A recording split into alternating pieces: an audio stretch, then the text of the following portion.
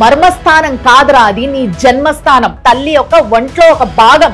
మర్మస్థానం కాదది నీ జన్మస్థానం. శర్మిష్ఠ పనోలి, ఆమెకి శిక్ష పడాల్సిందే. శివలింగానికి ఒక ఆమె కాండం దొడుగుతుంది.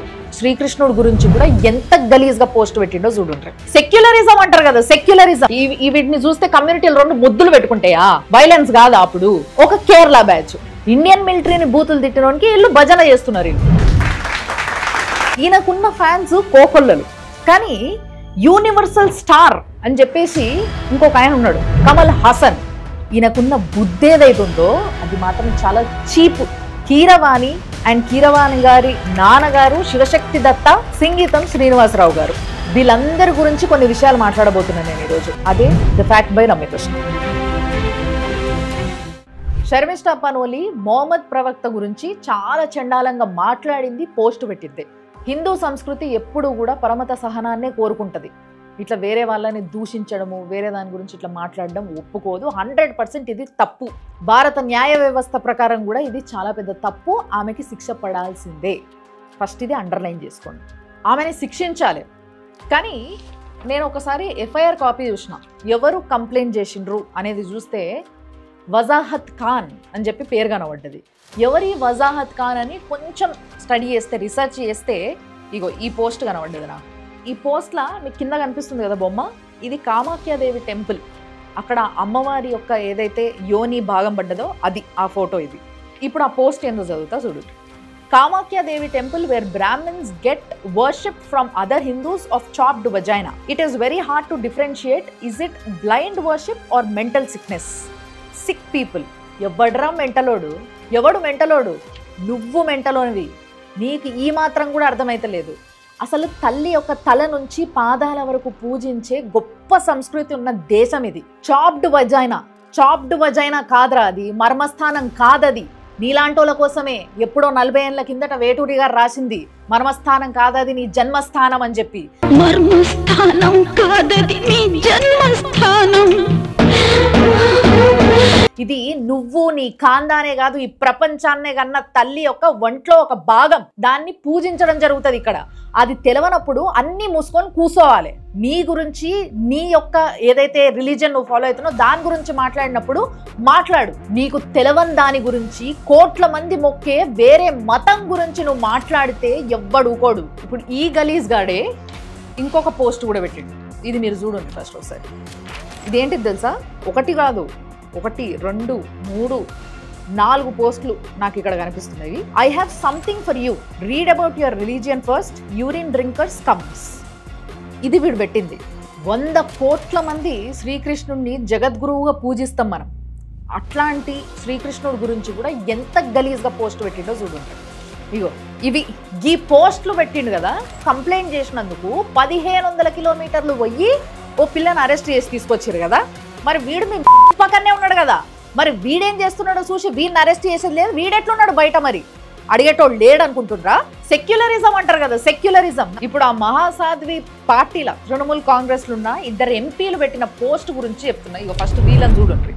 వీళ్ళిద్దరూ పోస్టులు పెట్టిండ్రు 2015లో, 2021లో అట్లా పోస్టులు పెట్టిండ్రు. ఆ పోస్ట్ ఏం తెలుసా? ఇది పోస్ట్ కనిపిస్తుంది కదా. శివలింగానికి ఒక ఆమె కాండం దొడుగుతుంది.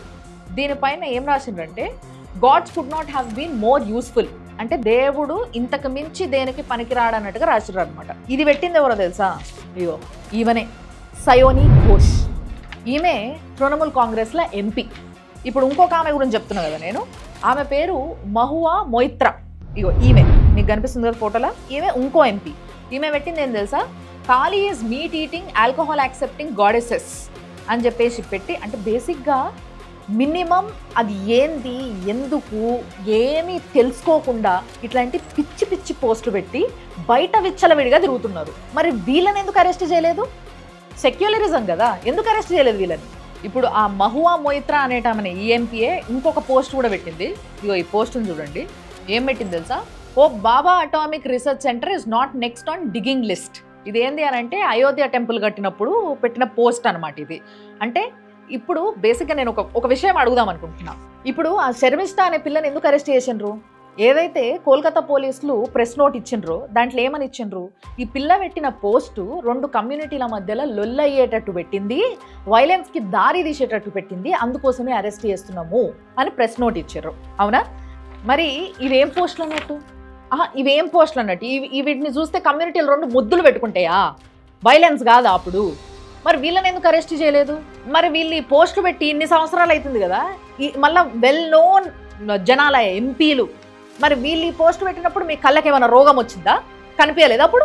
ఇప్పుడు ఆ పిల్లని ఎవడైతే అరెస్ట్ చేయించిండో కంప్లైంట్ ఇచ్చి 1 ఫోటో చూపిస్తా చూడండి. వజాద్ ఖాన్ కాద్రీ రషీదీ వీడు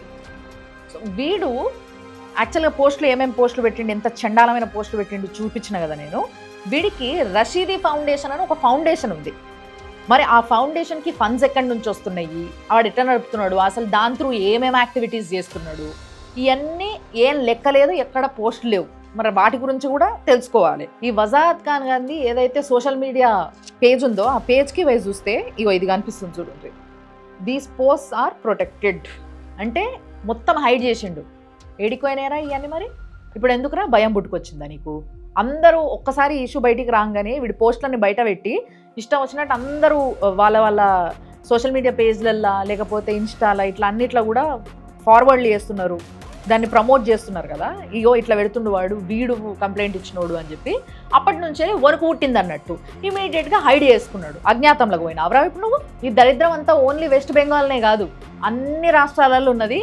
ఇప్పుడు కేరళ, తమిళనాడు, మన తెలుగు రాష్ట్రాలు అన్నిటి గురించి మాట్లాడుకుందాం. బెంగాల్లోనేమో సెక్యులరిజం ముసుగుల ఒక మతాన్నే టార్గెట్ చేసి యుద్ధం చేస్తుంటే, మన దేశం మీదనే టార్గెట్ చేసిన వాళ్ళకి జేజేలు వలుక్కుంటా భజనలు కొట్టుకుంటా స్వాగత సన్మానాలు చేస్తున్నది ఒక కేరళ బ్యాచ్. పాకిస్తాన్ క్రికెటర్ షాహిద్ అఫ్రీది తెలుసు కదా మీకు. మొన్న ఏదైతే మన దగ్గర స్ట్రైక్స్ అయినాయి, ఆ స్ట్రైక్స్ తర్వాత సీజ్ ఫైర్ అయిన తర్వాత ఏం చేసిండు, ఒక పెద్ద ర్యాలీ తీసిండు. ఆ ర్యాలీలా మొత్తం ఇండియన్ ఆర్మీని బండ బూతులు తిట్టుకుంటా ఇండియన్ జెట్స్ని మనం కూల్ చేసినాము అని అసలు మస్తు ఖుషి మనాంచిండు. అట్లాంటి వ్యక్తిని దుబాయ్లో ఉన్న ఒక కేరళ బ్యాచ్ ఏదైతే కొచ్చిన్ యూనివర్సిటీ అని ఒక యూనివర్సిటీకి సంబంధించిన ఏదో ప్రోగ్రామ్ అవుతుంది ఆడ, ఆ ప్రోగ్రామ్కి ఆయనను గెస్ట్గా ఇన్వైట్ చేసిందే కాకుండా ఆయన వస్తుంటే ఆయనకి సప్పట్లు కొట్టుడు భజనలు చేసుడు చేసిండ్రు. అదే అంటారు కదా, కేరళని బాగా లిటరసీ ఎక్కువ ఉన్న స్టేటు అని చెప్పేసి బాగా చదివి ఉన్నమతి పోయింది అన్నట్టు. వీళ్ళకి ఇండియన్ మిలిటరీని బూతులు తిట్టినోనికి వీళ్ళు భజన చేస్తున్నారు వీళ్ళు. అదే కాదు, పాకిస్తాన్కి గూఢాచారం చేసిన జ్యోతి మల్హోత్రా కశ్మీర్ నుంచి కన్యాకుమారి వరకు మస్తుగా తిరిగింది. అయితే ఆ పిల్ల కేరళకి ట్రిప్కి పోయినప్పుడు ఆ ట్రిప్ను మొత్తం స్పాన్సర్ చేసింది సాక్షాత్తు అక్కడి సీఎం పినరయ్ విజయన్ వాళ్ళ మేనల్లుడు మొహమ్మద్ రియాజ్. ఆయన టూరిజం మినిస్టర్ కూడా.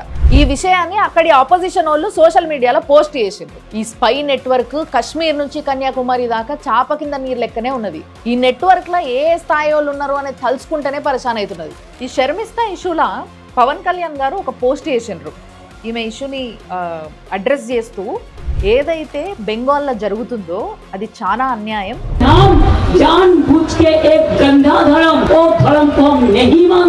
సనాతన ధర్మాన్ని పట్టుకొని గంధా ధర్మ్ అని అంటుంటే ఎక్కడ పోయినరు మీరంతా పోలీసు వాళ్ళు?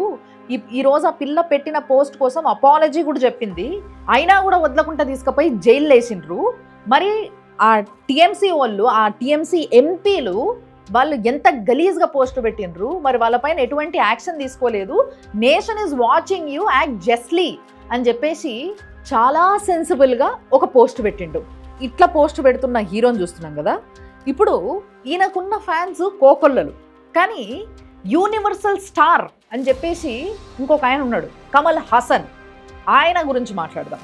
ఆయన గురించి మీకు తెలుసు కదా, యూనివర్సల్ హీరో అని డబ్బా కొట్టుకునే తమిళోళ్ళందరూ కావచ్చు, యూనివర్సల్ హీరో కావచ్చు, మీ అభిప్రాయం అది కావచ్చు, నేను కాదనంటలే. టాలీవుడ్లో, బాలీవుడ్లో, హాలీవుడ్లో ఎక్కడ ఉండేటువంటి ఆర్టిస్ట్ లేడు, అందుకోసమే యూనివర్సల్ స్టార్ అనేది మీది ఏదైతే ఆలోచన ఉందో అది కూడా కావచ్చు. కానీ ఈయనకున్న బుద్ధి ఏదైతే ఉందో అది మాత్రం చాలా చిన్న బుద్ధి, చీపు.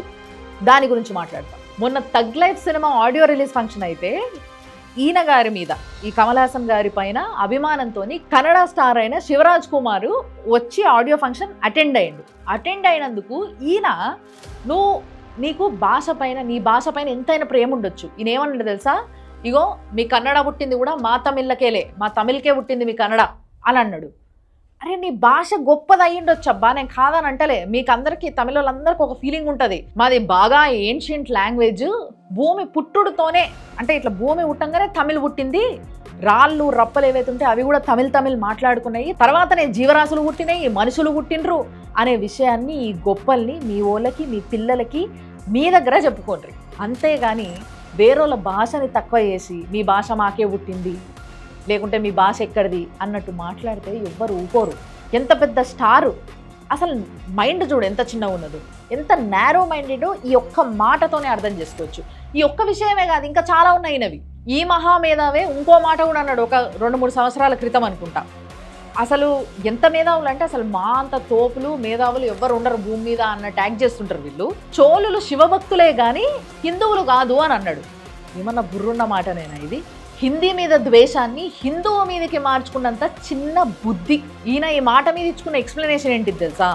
అంటే అప్పుడు శైవులు వైష్ణవులే ఉన్నారు కానీ హిందువులు లేరు, ఈ హిందూ అనే పదం ఏదైతే ఉందో ఇంగ్లీష్ వాడు బ్రిటిష్ వాడు వచ్చినప్పుడు పెట్టిపోయిండు, అప్పుడు దాకా అది లేనే లేదు అని చెప్పేసి ఈయన ఎక్స్ప్లెనేషన్ ఇచ్చుకున్నాడు. అంటే ఎట్లుంది తెలుసా ఈయనది ఈ ఎక్స్ప్లెనేషన్? ఆక్సిజన్ అనే పదము తెల్లోడు కనిపెట్టిండు, అప్పుడు దాకా ఆక్సిజన్ లేదు, మనం ఎవరం పిలవబోదు కూడా అసలు ఇంతకుముందు అన్నట్టు ఉంటుంది. అదే ఇప్పుడు ఎట్లుంటుంది అంటే ఇంకో ఎగ్జాంపుల్ చెప్తాను. ఏదైతే గ్రావిటీ గురించి మనకి న్యూటన్ కనిపెట్టేదాకా గ్రావిటీ అనేది ఒకటి ఉంటుంది అనేది తెలియకున్నా కానీ గ్రావిటీ అనేది అయితే ఉంది కదా భూమి మీద, అయినా కానీ గ్రావిటీ అనేది లేదు, న్యూటనే కనిపెట్టిండు, అప్పుడు దాకా గ్రావిటీయే లేదు అని అంటే ఎట్లుంటుంది? అంత బుద్ధి తక్కువగా ఉంటుంది, అంత మూర్ఖంగా ఉంటుంది. ఈ కమల్ హాసన్ గురించి ఇంకో విషయం మాట్లాడాలి. ఏంటిది అంటే సింగీతం శ్రీనివాసరావు గారు ఉన్నారు కదా, ఈయన జాన్ జిగ్రీ జబ్బల్ అన్నట్టు కలిసి చాలా సినిమాలు చేశారు వీళ్ళు. ఇంద్రుడు, చంద్రుడు, అపూర్వ సహోదరులు, మైకిల్ మదన కామరాజు, పుష్పక విమానం, నవ్వండి లవ్వండి, ఇలాంటి ఎన్నో సినిమాలు చేశారు ఇద్దరు కలిసి. సింగీతం శ్రీనివాసరావు గారు మన తెలుగు ఆయన్నే, మాయాబజార్ సినిమా ఉన్నప్పటి నుంచే ఉన్నాడు. కానీ ఆయన ఇద్దరు ఇలా దోస్తాన్లా మస్తు జిగిరి దోస్తాన్లా కలిసి వీళ్ళిద్దరు చేసిన సినిమా ఒకటి.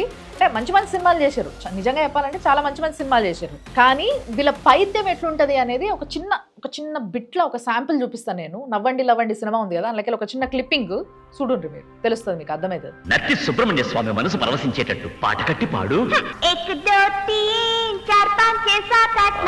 చూసారు కదా ఎంత కించపరిచారు సుబ్రహ్మణ్య స్వామిని, అసలు ఎంత వాళ్ళకున్న పైత్యం అంతా కనిపిస్తలే ఈ ఒక్క సీన్లో కూడా. ఒకవేళ నీకు ఏదైనా మతం కానీ భాష కానీ నచ్చకపోతే కించపరిచే అంత హక్కు నీకు లేదు.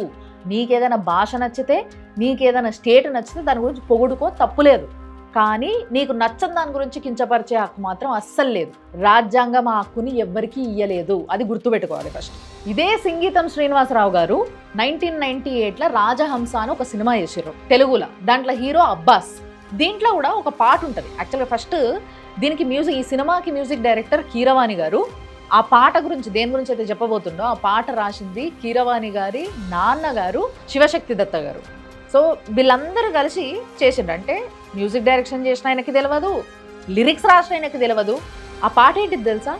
మన్నేలా తింటివిరా కృష్ణ, లడ్డూ మిఠాయి నీకు రమ్యమిగా జయిస్తే మన్నేలా తింటివిరా కృష్ణ అని చెప్పేసి లిరిక్స్ ఉంటాయి.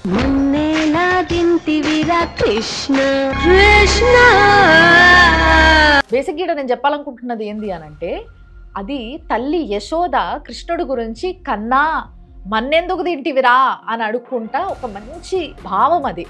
అలాంటి దాన్ని తీసుకొచ్చి ఇట్లా ఐటమ్ సాంగ్కి కృష్ణ అనుకుంటా కొంగు తీసేసి చాలా గలీజ్ స్టెప్పులతోని ఎంత గలీజ్గా చిత్రీకరించిండ్రు అంటే అది చూస్తేనే వికారం పుడుతుంది. మరి ఇప్పుడు చెప్పుండ్రి, మన ఏదైతే పద్ధతులు, మన ధర్మం, మన కల్చర్ ఏదైతే ఉందో, మనం ఏదైతే ఆరాధిస్తున్నామో, ఎవరినైతే దేవుడు అనుకుంటున్నామో, ఏ దేవుడినైతే మనం పూజిస్తున్నామో ఆయన గురించి, ఆయన తల్లి వాడిన పాట గురించి ఇంత గలీజ్గా మనమే చేసి పెట్టుకుంటే వేరే మతమోడు మనం ఎందుకు కించపరచడు కదా? మరి వానికి ఆస్కారం ఎవరిస్తున్నారు? మీరు కాదా? కేవలం మిమ్మల్ని అనే అంటలేను నేను, ఇది ఎగ్జాంపుల్గా చెప్తున్నా. 100 ఏళ్ల సినిమా చరిత్రలా ఎన్నో సినిమాలల్లో మన ఏదైతే కల్చరు, మన దేవుళ్ళ పైన, మన కల్చర్ పైన, వీటన్నిటిపైన కూడా ఇష్టం వచ్చినట్టుగా పాటలు, రాతలు, డాన్సులు, జోకులు ఇవన్నీ చేయడం జరిగింది. ఇవన్నీ చేస్తూనే ఉన్నారు.